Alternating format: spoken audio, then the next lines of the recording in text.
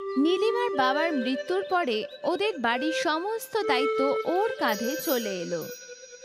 তাই সে একটা Chinese Welle ঠেলা গাড়ি চালু করলো। নীলিমা রোজ চাটনি বানাতো আর নুডলসও ফ্রাই করত। সন্ধেবেলায় ঠিক 5টার সময় ও ঠেলা গাড়ি খুলে বসতো। দিদি, আমাকে একটা চাইনিজ ভেল দাও।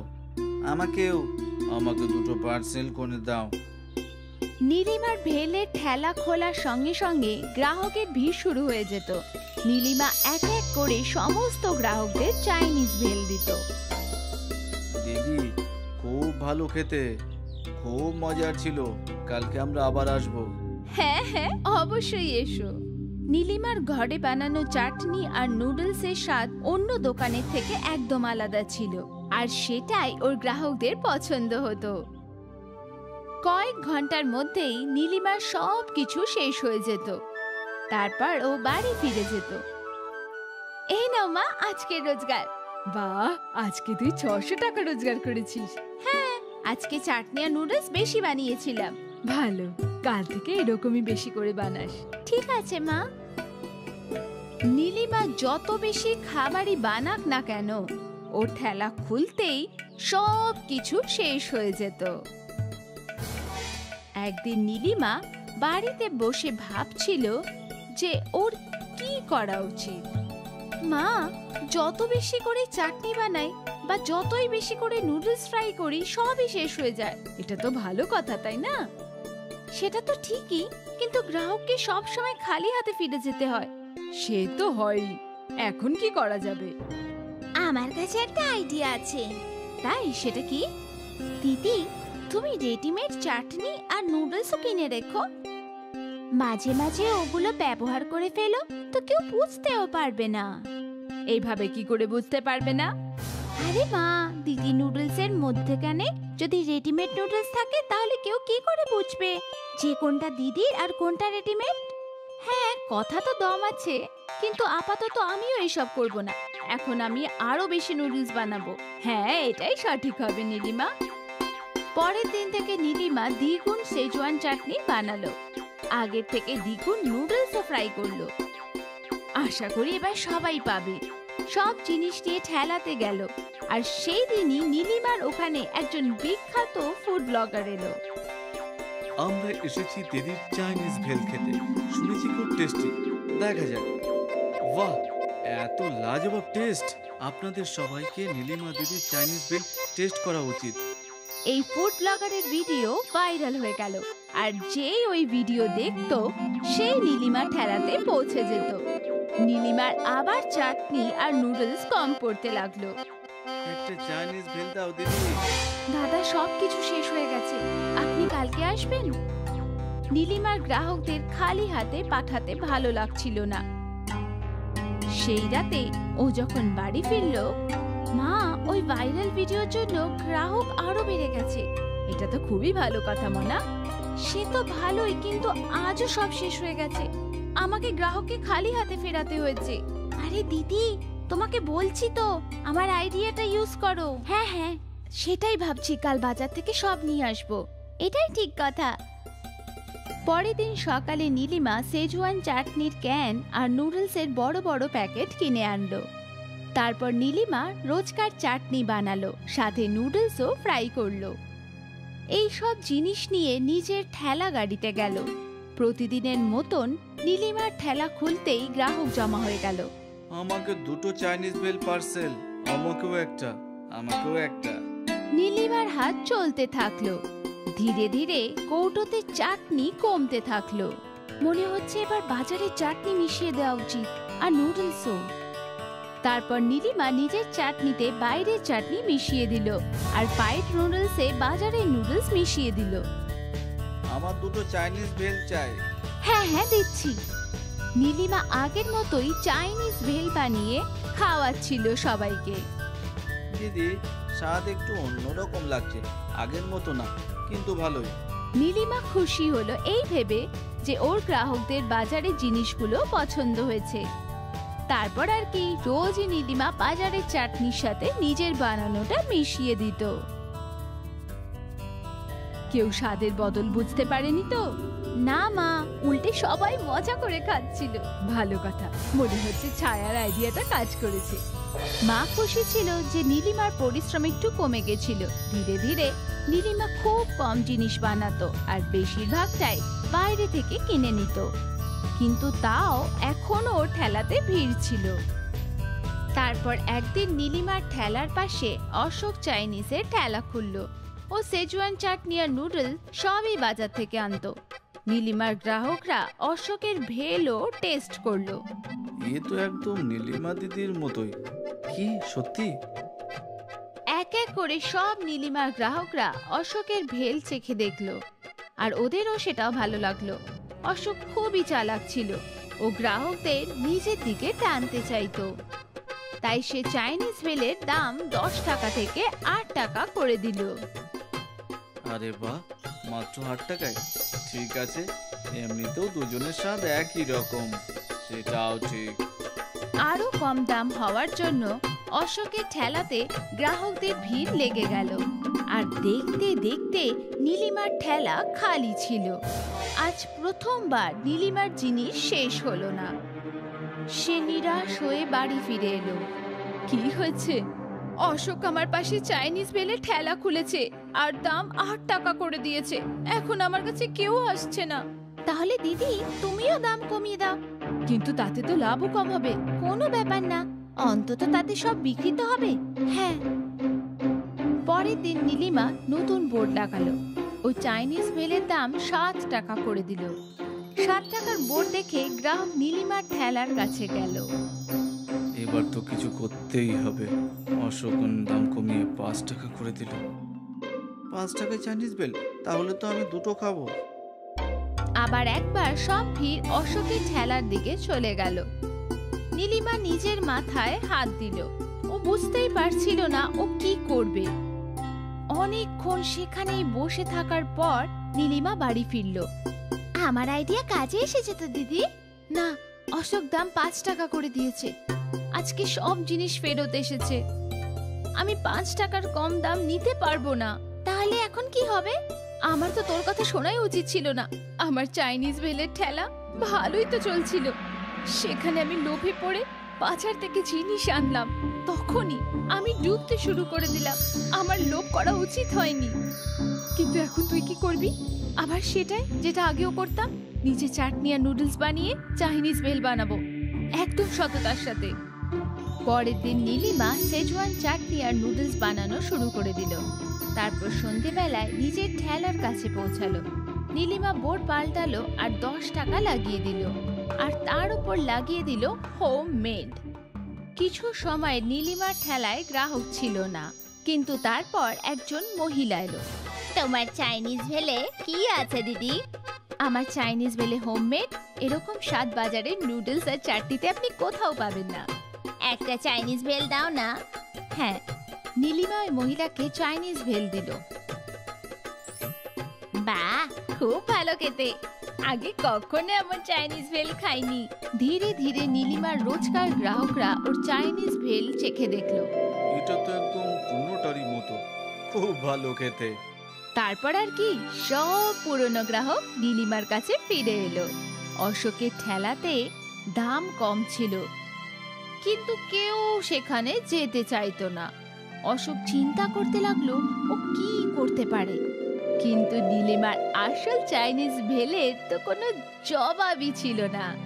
একবার আবার নীলিমার ব্যবসা বৃদ্ধি পেল। ও খুব খুশি হলো, আর সে কোনোদিনও নিজের ব্যবসাতে লোভ আসতে দিল না।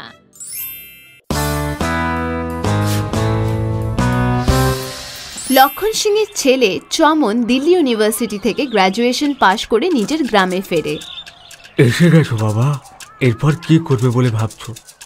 আমি তো বলছি তুমি IAS এর জন্য প্রস্তুতি নাও। না বাবা, এই সময় আমাদের দেশে ব্যবসায়ীদের দরকার আছে। এরকম লোকেদের রোজগার ভালো হতে থাকে। আমি কোনো না কোনো ব্যবসা অবশ্যই করব। বাবা, আমাদের পরিবারে কেউ কোনোদিন ব্যবসা করেনি। আমাদের কাছে টাকাও নেই, তো ব্যবসা কিভাবে হবে? তুমি টাকা চিন্তা করো না বাবা, ব্যবসার জন্য বুদ্ধি লাগে। অল্প টাকাতেও ব্যবসা শুরু করা যায়। চমন বাজারে যায় আর দেখে লালারাম ধাবাতে অনেক মানুষের ভিড় লেগে গেছে। আমার একটা ধাবা খোলা উচিত, আর এর জন্য কোনো বড় পুঁজিরও দরকার নেই। চমন ওর বন্ধুদের কাছ থেকে টাকা ধার নিয়ে একটা বড় ধাবা খুলে নিল।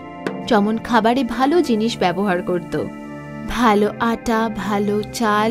শুরুর 2 দিন পর্যন্ত চমনের ধাবাতে কেউ আসে না। একদিন এক লোক আসে। আরে ভাই, কত টাকার প্লেট দিয়েছো? মাত্র 40 টাকা স্যার। এরপর 2-3টে লোক আরো আসে। সব লোক চমনের খাবারের প্রশংসা করতে থাকে। চমনের সবজি খাবার পর লোক আঙ্গুল চাটতে থাকে। তার সাথে চমনের ব্যবহার ও খুব ভালো ছিল। ও নিজের গ্রাহকদের খুব সম্মান দিত।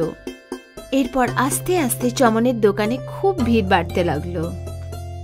আরে ভাই, রুটি তাড়াতাড়ি নিয়ে এসো। আরে আমার জন্য সবজি নিয়ে এসো। আরে ভাই, ভাত শেষ হয়ে গেছে, আমার জন্য ভাত নিয়ে এসো। একদিন চমন একজন গ্রাহককে সবজি দিতে যাচ্ছিল। তাড়াতাড়ি করতে গিয়ে ওর পা পিছলে পড়ে যায় আর মাথাতে আঘাত লাগে।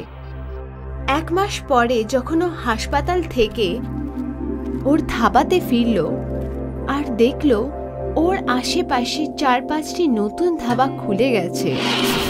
চমন আবার ধাবাটি খুলল আর ওর সাথে একটা ছেলেকে রাখলো কাজের জন্য। কিন্তু খদ্দেরের সংখ্যা এবার খুব কম হওয়াতে চমন ধাবা বন্ধ করে দিতে বাধ্য হলো। আরে আমি তো তোকে প্রথমেই বলেছিলাম যে ব্যবসা করিস না, কোনো সরকারি চাকরির জন্য প্রস্তুতি নে। বাবা, সব কাজে এরকম ছোটখাটো সমস্যা আসতেই থাকে, কিন্তু আমাদের হার মেনে যাওয়া উচিত নয়। আমি কিচ্ছু জানি না।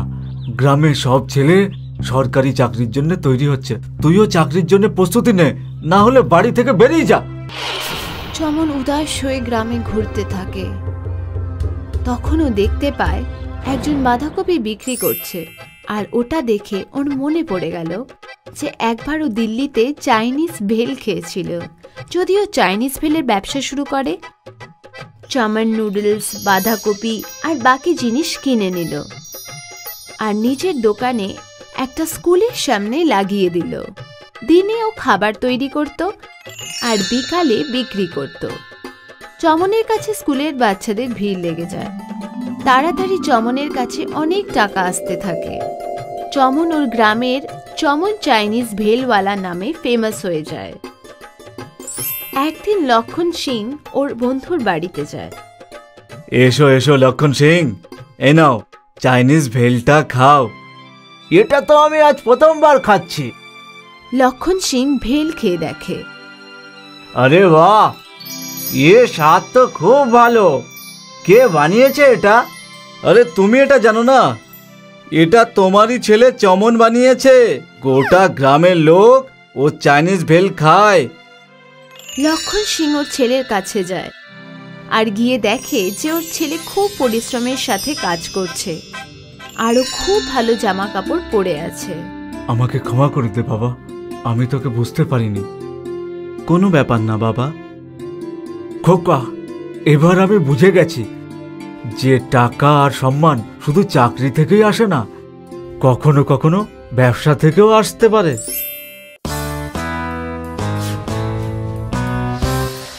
ये कहानी है राम नारायण की, जो फिरोजपुर स्टेशन पर कुली था। कुली आया मैडम। कितने पैसे लोगे? जो आप दे दे मैडम। राम नारायण को जो कुछ भी यात्री दे देते वो उसी में खुश रहता था। एक दिन कुछ कुली मजदूरी बढ़ाने के लिए हड़ताल पर बैठ गए। तब राम नारायण उनके पास गया। हमारी मांगे पूरी करो, हमारी मांगे पूरी करो। सरकार को हमारी मजदूरी बढ़ानी चाहिए। अगर ऐसा नहीं हुआ तो हमारे परिवार का क्या होगा? भाई, लेकिन जो यात्री आते हैं क्या उनका परिवार नहीं है? अगर हम अपनी मजदूरी बढ़ा देंगे तो क्या उनकी जेब हल्की नहीं हो जाएगी? जो लोग सफर करना जानते हैं उन लोगों को हमारी मजदूरी भी देनी आनी चाहिए। मैं इसके खिलाफ हूँ और क्या पता ऐसा हो कि ये यात्री खुद ही अपना भार उठाने लगे, तब सोचो हमारे परिवार वालों का क्या होगा। हाँ, ये बात भी सही है। तब तो हम लोगों के परिवार वालों को भूखा सोना पड़ेगा। सभी कुलियों को राम नारायण की बात समझ आ गई। तभी उसका बेटा करण वहां आया। बाबा, बाबा, बाबा, अभी आया। राम नारायण अपने बेटे के पास गया। वहां क्या चल रहा है बाबा? कुछ नहीं, ये लोग फिर से हड़ताल पर बैठे थे, लेकिन अब सब ठीक है। बाबा, सब कुली हड़ताल पर क्यों बैठे रहते हैं? क्योंकि वो चाहते हैं कि मजदूरी बढ़ाई जाए। ये तो सही नहीं है। सही भी है और गलत भी। मतलब ये कि सही इसलिए क्योंकि कुली लोगों का परिवार को पैसे की जरूरत है, और गलत इसलिए कि ज्यादा मजदूरी यात्रियों की जेब पर भारी पड़ जाएगी। इससे यात्री खुद अपना भार उठाने लगेंगे और हमारा रोजगार ही कम हो जाएगा। नन्हे करण को अपने पापा की बात समझ आ गई। अब 20 साल बीत गए और करण एक जूस कंपनी का मैनेजर बन गया था। अब उसके बाबा कुली नहीं रहे और करण का परिवार बहुत ही खुशहाल था। लेकिन एक दिन करण के सामने एक समस्या आ गई।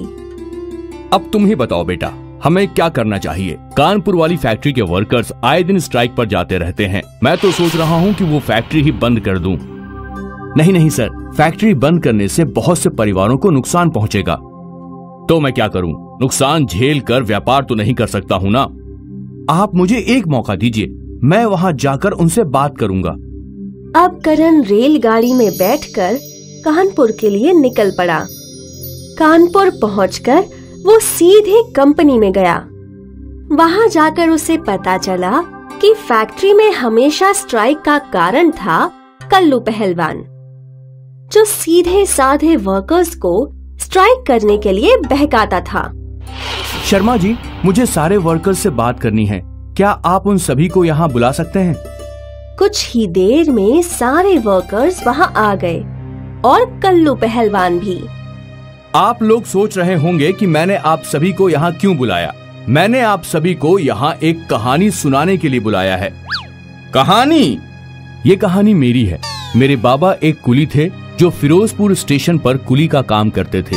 एक दिन वहाँ एक बहुत ही हट्टा कट्टा कुली आया, भीमा। उसने सारे कुलियों को बहकाना शुरू कर दिया और वो सब कुली हड़ताल पर बैठ गए। लेकिन फिर मेरे बाबा उन कुलियों के पास गए और उन्हें समझाया कि उनकी हड़ताल से उनका फायदा नहीं बल्कि नुकसान है, क्योंकि अगर यात्री अपना भार खुद उठाने लगे तो उन्हें काम नहीं मिलेगा।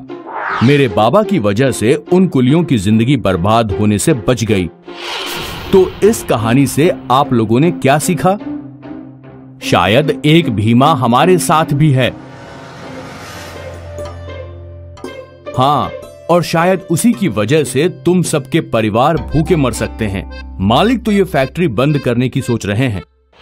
अब इस फैक्ट्री का क्या होगा वो आप सभी को तय करना है। करण ये सब बोलकर वहाँ से चला गया और वर्कर्स आपस में फुसफुसाने लगे। इस बात को 3 महीने हो गए थे। अरे बेटा करण, तुमने फैक्ट्री वर्कर्स पर क्या जादू कर दिया? क्यों सर? पिछले 3 महीनों से किसी ने स्ट्राइक की बात तक नहीं की। सब समझदार हैं, लेकिन तुमने उनसे बोला क्या? कुछ नहीं, सिर्फ उन्हें उनके आस्तीन का सांप दिखाया और एक छोटी सी कहानी सुनाई। जो भी हो, बेटा तुम्हारा तो जवाब ही नहीं। मालिक करण से बहुत खुश थे और करण को ये खुशी थी कि उसने बहुत से परिवार को बिखरने से बचा लिया। तो बच्चों, ये कहानी हमें ये सिखाती है कि कल्लू पहलवान या भीमा जैसे कई लोग हमारी जिंदगी में आते हैं जो हमें बहकाते हैं। समझदारी इसी में है कि हम बहकावे में ना आए। और अपने जीवन का हर निर्णय सोच विचार और सूझबूझ से लें।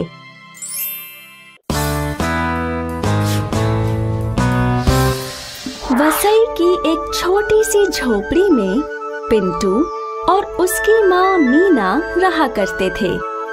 पिंटू के बाबा को गुजरे हुए कई साल हो गए थे।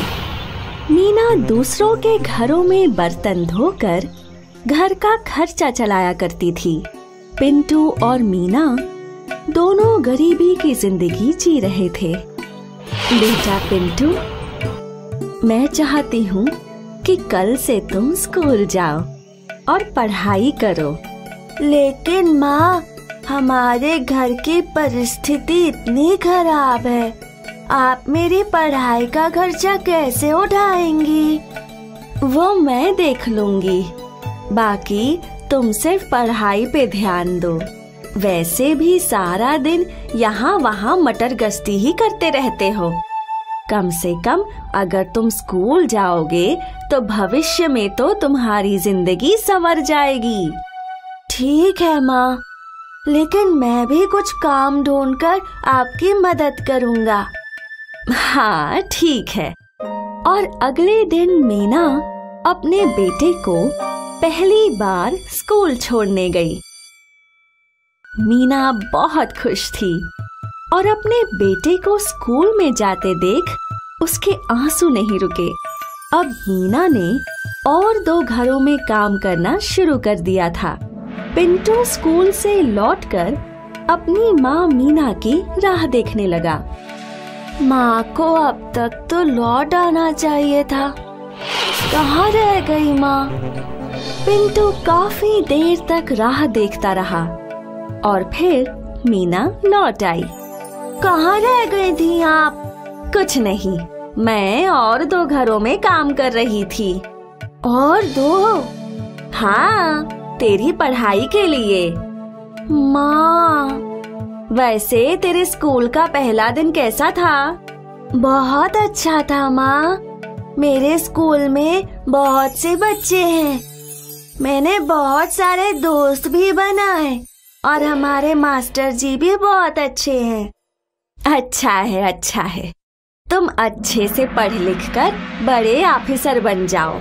और माँ, मैंने अपने लिए काम भी ढूंढ लिया है।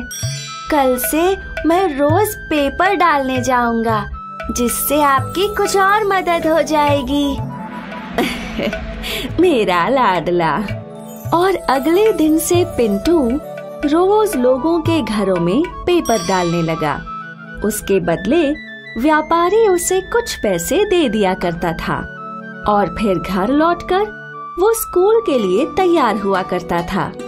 और फिर मीना उसे स्कूल छोड़कर अपने काम पर चली जाया करती थी। कई दिनों तक ये सिलसिला चलता रहा।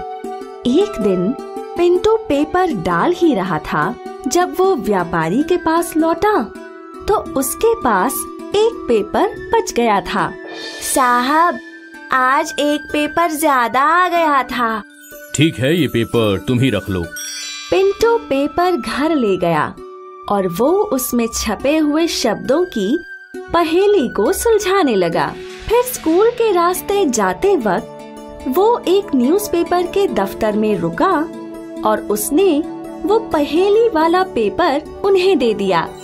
और फिर रोज की तरह वो लोग स्कूल गए और मीना अपने काम पर चली गई। अब मीना एक घर के बाद दूसरे और फिर तीसरे घर में काम किया करती थी और पिंटू स्कूल के बाद पढ़ाई करता था। फिर अपने घर की साफ सफाई करके अपनी माँ के लौटने का इंतजार किया करता था। 15 दिन बाद जब पिंटू अपने स्कूल में था तो पिंटू के मास्टर जी के साथ एक ऑफिसर आए। यही है पिंटू? तो वो तुम हो जिसने वो पहेली का हल किया था? जी सर। तुम बहुत ही बुद्धिमान हो। उस दिन की वो पहेली सिर्फ तुम अकेले ही हल कर पाए थे और इसलिए हमारी कंपनी ने ये निर्णय लिया है कि वो तुम जैसे बुद्धिमान बच्चे की पढ़ाई का खर्च उठाएगी। ये सुनकर पिंटू बहुत खुश हुआ। स्कूल के बाद वो घर पहुंचा और आज वो अपनी माँ का बड़ी ही बेसब्री से इंतजार कर रहा था। और आज जैसे ही मीना घर लौटी, पिंटू ने अपनी माँ को गले लगाया। माँ, माँ, माँ। अरे क्या हुआ? माँ, अब से आपको ज्यादा काम नहीं करना पड़ेगा। और वो क्यों? क्योंकि वो पेपर वाली कंपनी वालों ने मुझे स्कॉलरशिप दी है। मतलब अब से मेरी पूरी पढ़ाई का खर्चा वो संभालेंगे। मीना भावुक हो गई। उसने पिंटू को गले लगाया और फूट फूट कर रोने लगी। ये कहानी हमें ये सिखाती है कि मेहनत हमेशा रंग लाती है। ये स्कॉलरशिप मीना और पिंटू की कड़ी मेहनत का ही फल था। ছোট চেতনকে ছোটবেলাতেই কেউ রেলওয়ে স্টেশনে ছেড়ে চলে গিয়েছিল। না বাবা মার কোনো খোঁজ ছিল, না পরিবারের। ও স্টেশনকে নিজের ঘর ভেবে নিয়েছিল। একটু বড় হতে না হতেই ছোটখাটো চুরি করা, কারোর পকেট মারা শিখে গিয়েছিল। তাতে যেটুকু রোজগার হতো তাতে সে নিজের খাবার আর স্টেশনে থাকা গরিব বাচ্চাদের খাবারের জন্য খরচ করত। পেট ভরে গেছে দাদা, যদি আপনি না থাকতেন তাহলে আমাকে ক্ষুধার্তই ঘুমোতে হতো। আমি থাকতে তোমাকে কখনোই ক্ষুধার্ত থাকতে হবে না। পরের দিন যখন ছোট চেতন কারোর পকেট মারছিল তখন সে ধরা পড়ে যায় আর পুলিশ তাকে ধরে তার ভালো করে ধোলাই করে আর জেলে পুরে দেয়। তোমার লজ্জা করে না চুরি করতে? কি করব স্যার, আর কোনো কাজ তো করতেই পারি না। ছোটবেলা বাবা স্টেশনে ছেড়ে দিয়েছিল, পেট চালানোর জন্য শুধু চুরি করাই শিখে উঠতে পেরেছি আমি ভালো করে চিনি তোমার মতো চোরেদের। আগে তো গরিব হওয়ার নাটক করো, তারপর লোকেদের পকেট মারো। স্যার আমি তো কাজ করতেই চাই, কিন্তু কাজ তো পাওয়া যায় না। তখনই পুলিশ স্টেশনের সামনে একটা বড় গাড়ি এসে থামে। পুলিশের লোক ছোট চেতনকে জেলে পুরে দেয়। আরে মিনিস্টার স্যার এসে গেছেন, সরাও এদের সবাইকে। মিনিস্টার স্যারের জন্য রাস্তা খালি করো। ছোট চেতনের সাথে জেলে আরেকজন কয়েদি থাকে। ছোট চেতন তাকে জিজ্ঞাসা করে, কি ব্যাপার, জেলের উদ্ঘাটন নাকি? হঠাৎ মিনিস্টার স্যার জেলে কেন এলেন বলুন তো? কিসের মিনিস্টার? ও আমাদের মতোই একজন কয়েদি। কয়েদি? কিন্তু সব পুলিশরাও ওনার এত আপ্যায়ন কেন করছে? আমরা ছোটখাটো চুরি করি তো আমাদের মারধর করে জেলে পুরে দেওয়া হয়। এই মিনিস্টাররা বড় সড়ো কাজ করে, হাজার হাজার কোটি কোটি চুরি করে, তাও এদের এত সম্মানের সাথেই জেলে নিয়ে আসা হয়। পুলিশ ইন্সপেক্টর গিয়ে মিনিস্টারের গাড়ির দরজা খোলে, তারপর ওনাকে সেলাম করে ভেতরে আসার জন্য বলে। সেলাম স্যার, আপনার জন্যই আমি এখানে চাকরি পেয়েছিলাম। আমি আপনার কাছে ভীষণ কৃতজ্ঞ। আমার এখানে ভালো করে আপ্যায়ন করিও, তাই কমিশনারকে বলে আমি এই জেলে শিফট করেছি। চিন্তা করবেন না, আপনার কোনো জিনিসকে কখনো অভাব হবে না। এই ব্যাপারটা আমি বিশেষ করে খেয়াল রাখবো। পুলিশ ইন্সপেক্টর কয়েদি মিনিস্টারকে সম্মানের সাথে পুলিশ স্টেশনের ভেতরে নিয়ে আসে। কয়েদি মিনিস্টার ইন্সপেক্টরের চেয়ারে বসে পড়ে। আমার জেলে টিভি, এসি আর ফ্রিজের ব্যবস্থা হয়ে গেছে তো? ইয়েস স্যার, সব জিনিসের ব্যবস্থা হয়ে গেছে। আপনার কোনো জিনিসের কোনো অভাব হবে না একেবারে। ছোট চেতন নিজের জেল থেকে এই সব কিছু দেখছিল। ওর এই সব কিছু দেখে খুবই আশ্চর্য লাগে। অদ্ভুত ব্যাপার, যে লোকেদের টাকা মারলো, যার জন্য এতগুলো গরিব লোক খেলে অবধি পেল না, সে এখানে তো আরাম যে জীবন কাটাচ্ছে। কি বলবো দাদা, পৃথিবীটা তো এরকমই। আমাদের নিরুপায় হয়ে ছোটখাটো চুরি করা বড় অপরাধ হয়ে যায়, আর এরা বড় বড় সমস্যা পাকালেও কারোর কিছু রকম কোনো যায় আসে না। পুলিশ ইন্সপেক্টর সম্মানের সাথে কয়েদি মিনিস্টারকে জেলে নিয়ে আসে। কয়েদি মিনিস্টার জেল ছিল পরিষ্কার পরিচ্ছন্ন, কিন্তু সেটা কোনো লিভিং রুমের চেয়ে কিছু কম নয়। তাতে টিভি, ফ্রিজ, এসি সব সুবিধাই থাকে। খাবারে কয়েদি মিনিস্টার সুস্বাদু খাবার পায়, আর ছোট চেতন পায় পেঁয়াজ আর শুকনো রুটি। আরে দাদা, একটু আচার টাচার তো দিয়ে দাও। এই শুকনো রুটি কিভাবে খাবো? তুমি তো বলেছিলে যে তুমি খুব গরিব, তাহলে তুমি কি সারাদিন 56 রকমের ভোগ খেতে থাকো নাকি, যে এখন তোমার আচারও চাই? খেয়ে নাও চুপচাপ, না হলে একটুকু জুটবে না। না না না না, আমি খেয়ে নিচ্ছি। আগামী দিন সব কয়েদিদের পাথর ভাঙার কাজে লাগানো হয়। মিনিস্টার কয়েদি আরাম করে চেয়ারে বসে রোদ পোহায়। আরে ইন্সপেক্টর, এখানে প্রচুর রোদ আসছে, ছাতা নিয়ে এসো। ইয়েস স্যার, আমি এখনই নিয়ে আসছি। পুলিশ ইন্সপেক্টর রোদে কয়েদি মিনিস্টারের জন্য ছাতা নিয়ে দাঁড়িয়ে থাকে। অন্যদিকে অন্য কয়েদিরা রোদের মধ্যে ঘাম ঝরায়। তখনই ভুল করে ছোট চেতনের পায়ে হাতুড়ি লেগে যায়। আরে অন্ধ নাকি, দেখে কাজ করতে পারিস না? নিজের পায়ে হাতুড়ি মেরে দিলি। যদি দেখতেই পেতাম তাহলে নিজে কেন পায়ে হাতুড়ি মারতাম? আমার কি টেলা ভাবছে নাকি? তোর মুখ তো খুব চলছে, দাঁড়া, তোকে আমি এক্ষুনি মজা দেখাচ্ছি। পুলিশ ইন্সপেক্টর ছোট চেতনকে মারধর করে ওকে জেলে পুরে দেয়। সেদিন ওকে কিচ্ছু খেতেও দেয় না। আরে ভাই, এদের সাথে কেন কথা বলতে যাচ্ছ? এ নাও, তুমি আমার অর্ধেক রুটি খেয়ে নাও, নয়তো না খেয়ে ঘুমোতে হবে। আমার নিজের কোনো চিন্তা নেই, আমি শুধু ওই বাচ্চাগুলোর কথা ভাবছি যাদের আমি খেতে দিতাম। বেচারা ওরা সবাই না খেয়ে ঘুমোচ্ছে। এই কুম্ভকর্ণ যে কোনো অন্য বাচ্চাদের মুখের গ্রাস কেড়ে নিয়ে ঘুমোই, সে এখানে আরাম করে নাক ডেকে ঘুমোচ্ছে। দেখো, আমি ঠিক করে নিয়েছি, এখান থেকে বেরোনোর পরে আমি মিনিস্টার হবই হব। কিন্তু এরকম ফালতু মিনিস্টার একেবারেই নয়। আমি গরিব আর আশ্রয়হীন মানুষদের সাহায্য করব। এইরকম চোর মিনিস্টারকে কঠিন থেকে কঠিনতর শাস্তি দেওয়াবো।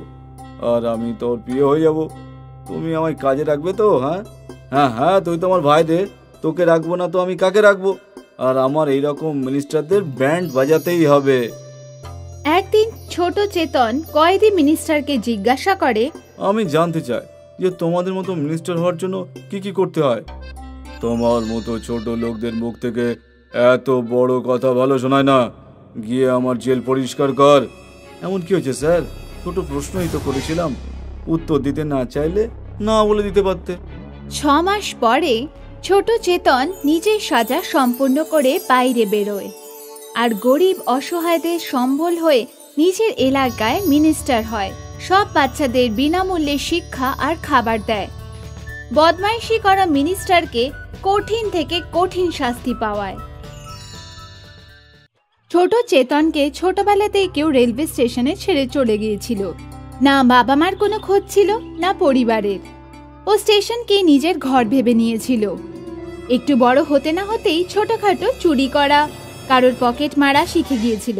তাতে যেটুকু রোজগার হতো তাতে সে নিজের খাবার আর স্টেশনে থাকা গরিব বাচ্চাদের খাবারের জন্য খরচ করত।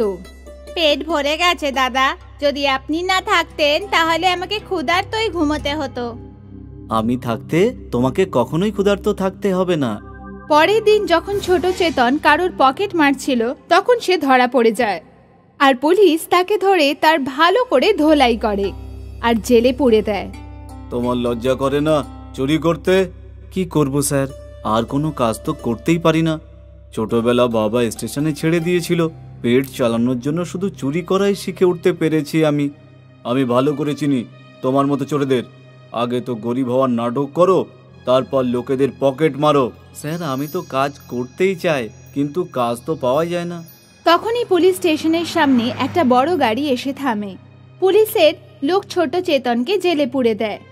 আরে মিনিস্টার স্যার এসে গেছেন, সরাও এদের সবাইকে। মিনিস্টার স্যারের জন্য রাস্তা খালি করো। ছোট চেতনের সাথে জেলে আরেকজন কয়েদি থাকে। ছোট চেতন তাকে জিজ্ঞাসা করে, কি ব্যাপার, জেলের উদ্ঘাটন নাকি? হঠাৎ মিনিস্টার স্যার জেলে কেন এলেন বলুন তো? কিসের মিনিস্টার? ও আমাদের মতোই একজন কয়েদি। কয়েদি? কিন্তু সব পুলিশরাও ওনার এত আপ্যায়ন কেন করছে? আমরা ছোটখাটো চুরি করি তো আমাদের মারধর করে জেলে পুরে দেওয়া হয়।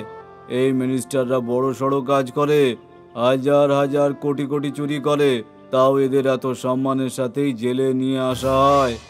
পুলিশ ইন্সপেক্টর গিয়ে মিনিস্টারের গাড়ির দরজা খোলে, তারপর ওনাকে সেলাম করে ভেতরে আসার জন্য বলে। সেলাম স্যার, আপনার জন্যই আমি এখানে চাকরি পেয়েছিলাম। আমি আপনার কাছে ভীষণ কৃতজ্ঞ। আমার এখানে ভালো করে আপ্যায়ন করিও, তাই কমিশনারকে বলে আমি এই জেলে শিফট করেছি। চিন্তা করবেন না, আপনার কোনো জিনিসকে কখনো অভাব হবে না। এই ব্যাপারটা আমি বিশেষ করে খেয়াল রাখবো।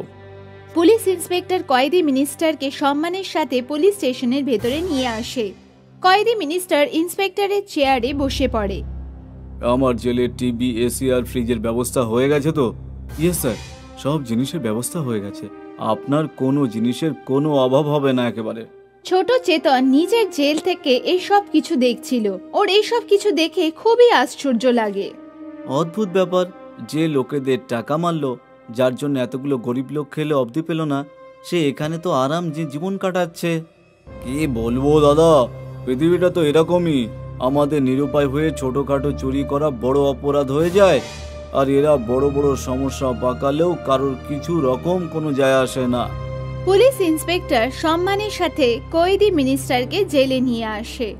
কয়েদি মিনিস্টার জেল ছিল পরিষ্কার পরিচ্ছন্ন, কিন্তু সেটা কোনো লিভিং রুমের চেয়ে কিছু কম নয়। তাতে টিভি, ফ্রিজ, এসি সব সুবিধাই থাকে। খাবারে কয়েদি মিনিস্টার সুস্বাদু খাবার পায়, আর ছোট চেতন পায় পেঁয়াজ আর শুকনো রুটি। আরে দাদা, একটু আচার টাচার তো দিয়ে দাও। এই শুকনো রুটি কিভাবে খাবো?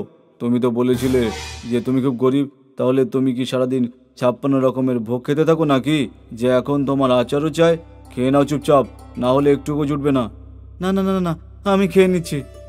আগামী দিন সব কয়েদিদের পাথর ভাঙার কাজে লাগানো হয়। মিনিস্টার কয়েদি আরাম করে চেয়ারে বসে রোদ পোহায়। আরে ইন্সপেক্টর, এখানে প্রচুর রোদ আসছে, ছাতা নিয়ে এসো। ইয়েস স্যার, আমি এখনই নিয়ে আসছি। পুলিশ ইন্সপেক্টর রোদে কয়েদি মিনিস্টারের জন্য ছাতা নিয়ে দাঁড়িয়ে থাকে। অন্যদিকে অন্য কয়েদিরা রোদের মধ্যে ঘাম ঝরায়। তখনই ভুল করে ছোট চেতনের পায়ে হাতুড়ি লেগে যায়। আরে অন্ধ নাকি, দেখে কাজ করতে পারিস না? নিজের পায়ে হাতুড়ি মেরে দিলি। যদি দেখতেই পেতাম তাহলে নিজে কেন পায়ে হাতুড়ি মারতাম? আমার কি টেলা ভাবছে নাকি? তোর মুখ তো খুব চলছে, দাঁড়া, তোকে আমি এক্ষুনি মজা দেখাচ্ছি। পুলিশ ইন্সপেক্টর ছোট চেতনকে মারধর করে ওকে জেলে পুরে দেয়। সেদিন ওকে কিচ্ছু খেতেও দেয় না। আরে ভাই, এদের সাথে কেন কথা বলতে যাচ্ছ? এ নাও, তুমি আমার অর্ধেক রুটি খেয়ে নাও, নয়তো না খেয়ে ঘুমোতে হবে। আমার নিজের কোনো চিন্তা নেই, আমি শুধু ওই বাচ্চাগুলোর কথা ভাবছি যাদের আমি খেতে দিতাম। বেচারা ওরা সবাই না খেয়ে ঘুমোচ্ছে। এই কুম্ভকর্ণ যে কোনো অন্য বাচ্চাদের মুখের গ্রাস কেড়ে নিয়ে ঘুমোই, সে এখানে আরাম করে নাক ডেকে ঘুমোচ্ছে। দেখো, আমি ঠিক করে নিয়েছি, এখান থেকে বেরোনোর পরে আমি মিনিস্টার হবই হব। কিন্তু এরকম ফালতু মিনিস্টার একেবারেই নয়। আমি গরিব আর আশ্রয়হীন মানুষদের সাহায্য করব। এইরকম চোর মিনিস্টারকে কঠিন থেকে কঠিনতর শাস্তি দেওয়াবো। আর আমি তোর প্রিয় হয়ে যাব। তুমি আমায় কাজে রাখবে তো? হ্যাঁ হ্যাঁ হ্যাঁ, তুই তো আমার ভাই রে, তোকে রাখবো না তো আমি কাকে রাখবো? আর আমার এইরকম মিনিস্টারদের ব্যান্ড বাজাতেই হবে। একদিন ছোট চেতন কয়েদি মিনিস্টারকে জিজ্ঞাসা করে, আমি জানতে চাই যে তোমাদের মতো মিনিস্টার হওয়ার জন্য কি কি করতে হয়? তোমার মতো ছোট লোকদের মুখ থেকে এত বড় কথা ভালো শোনায় না। গিয়ে আমার জেল পরিষ্কার কর। এমন কি হয়েছে স্যার? ছোট প্রশ্নই তো করেছিলাম, উত্তর দিতে না চাইলে না বলে দিতে পারতে। 6 মাস পরে ছোট চেতন নিজের সাজা সম্পূর্ণ করে বাইরে বেরোয়, আর গরিব অসহায়দের সম্বল হয়ে নিজের এলাকায় মিনিস্টার হয়। সব বাচ্চাদের বিনামূল্যে শিক্ষা আর খাবার দেয়। বদমাইশি করা মিনিস্টারকে কঠিন থেকে কঠিন শাস্তি পাওয়ায়।